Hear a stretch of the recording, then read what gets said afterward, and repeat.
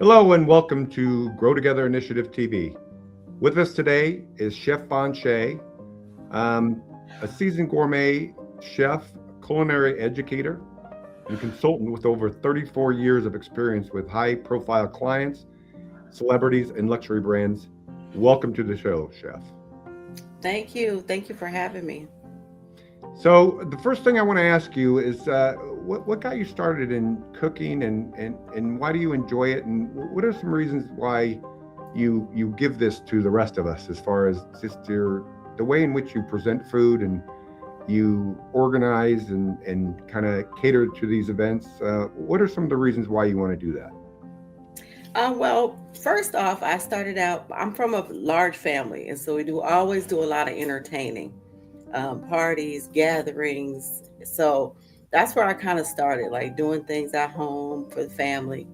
And then went into a culinary school, went to a private school, learned how to cook as a professional, went to a gourmet college for private college for to be a gourmet chef. So what I started doing was I just love entertaining. Like that's my main thing. I love for people to be happy eating. I love for people to have a good experience. So what got me into it is I just love to see people happy. I love to see events come together. I love celebrations. I love meeting new people and just curating like the most fabulous experiences. That's wonderful.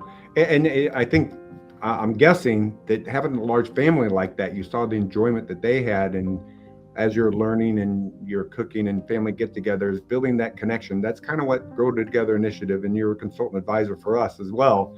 That's kind of what we do with that. I'm guessing that that's the same for you. Is you saw how it helped bring people together. Food has always been a celebration. Bringing people together to celebrate food. We have Thanksgiving and all the others.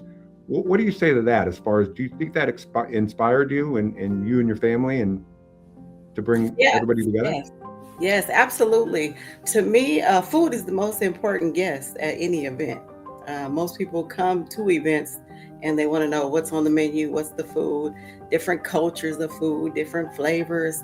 So most people, everybody eats. So that's one thing that we all have in common. So just to see people laughing, eating, enjoying themselves, being able to open up and talk. We all always say you break bread with your closest friends. So to me, to just be able to serve, prepare food. I'm also very creative, so I like everything to be beautiful and delicious.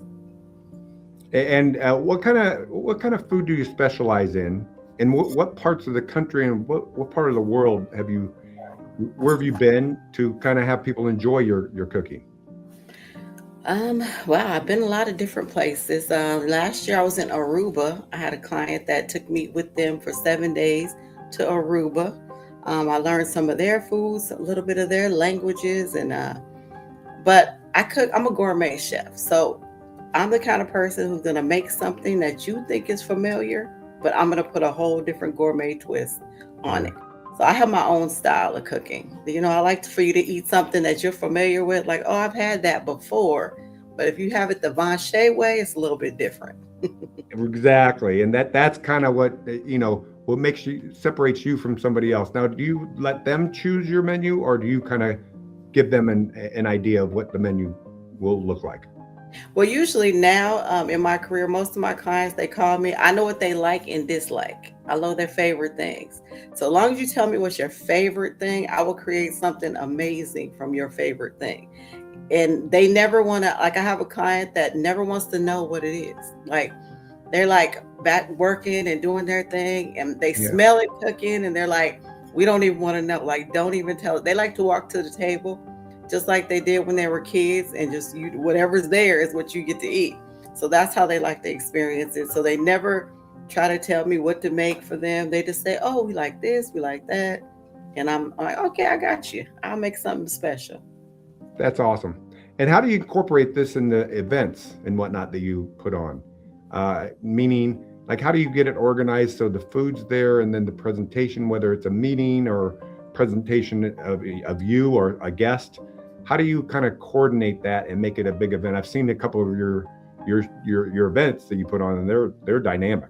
They're Mhm. incredible. You have music, excitement, and then food is just a part of it, but it's a critical part, as you say. Everybody eats, so Yeah, just make the experience great because you go to a lot of events, right? And it's a just lot. Yeah. chicken or you get some kind of dish, and it's really not that good. It's tough to put out all that food and have it all be really good. How do you measure and how do you control that and bring a great experience? Well, that's the key to being a chef. Like we have a lot of people that are, oh, I cook really good. And I'm like, but can you make it taste good for 1,000 people? That's the difference. Like I can cook good for 10 people, of course, but you have to be able to duplicate the recipe and make it. I could cook for 1,000 people. Every single person gets the same flavor as person number one. That's the difference of being a cook and a chef. Just because we know measurements, proportions, and as far as big events are concerned, it's basically just me being a great orchestrator. Like I know all the elements that make a successful party. I know the timing of everything. I know the music, the DJ. I know when everything needs to happen. I've been doing it actually 35 years this year, but it comes with like it's kind of like a science and it's kind of like a psychology because I'm used to Yeah, people kind of I can tell how they feel at an event, like what part is good, what they're excited about, and I just try to put all the best elements. Every event that I go to, I take an element from each place, put it into my event so that everybody is always excited, always having a good time. that's awesome. That's beautiful. Now, what do you think about what would be your ideal event? Going to the White House, Super Bowl, something. What has been your biggest event in your opinion, and what would be your ideal, like, something that you would be that would be your apex, your Super Bowl, if you will. Hmm.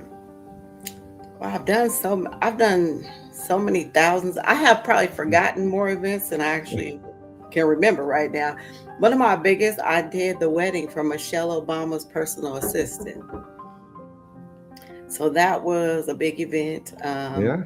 He had a wedding with private guest list, all celebrities, and so that was one of the bigger events. I've done so many like award shows. I do a lot of concerts. Like I know almost all the rappers, music industry. I've done all Yeah. their VIP. So I'm not sure what will be the biggest thing. I'm still waiting for it. I'm gonna create Okay. it. I'll I probably like create that. it. Yeah, I love that. I love that. I mean, would you ever be interested in doing anything like a sporting event, like a Super Bowl type of thing? That like showcase some musicians and whatnot. Would that be something that they could showcase you? I mean, you probably already have been a part of some of those events, Hmm. in way, shape, or form, right? Especially if it's down in New Orleans or Yes, LA. yeah. I like to curate the experiences for the VIP. Like that's my area. Like they all have specific writers that they come in with, like different celebrities and entertainers. They come in with all these specific things that they like. So I like to just curate a private experience for like all the top VIP people. Like that's like my thing. And how do you control the flow of people when they come in and make sure that you want them to engage, right, in a connecting way? So how do you do that? Just walk us through a little bit about how you make sure that it's organized in a way that it facilitates the connections. Well, the way you do that is how you orchestrate the room. You coordinate it to where when you enter the room, you have like a flow. So the food is usually kind of like in the middle, but in the back, so that people kind of moving around. People are moving around talking. You have areas where people are seated. You have areas where people are kind of lounging, but you kind of keep a dining area close by the food. That way, you kind of have different spaces where people can either be here talking or mingling or doing networking, but no one's like directly with the food. So it's kind of like you have different spaces, and when I look at a room, I automatically can organize where everything should be for a flow for people to come in and no one to be walking across one area, so that everybody can enjoy themselves. So do you prefer to have like servers because you're doing exquisite cuisine, or do you do like a buffet style, or is it just kind of depend on what you're doing? It just depends. Sometimes people order a buffet style, and I do have a full staff that serves.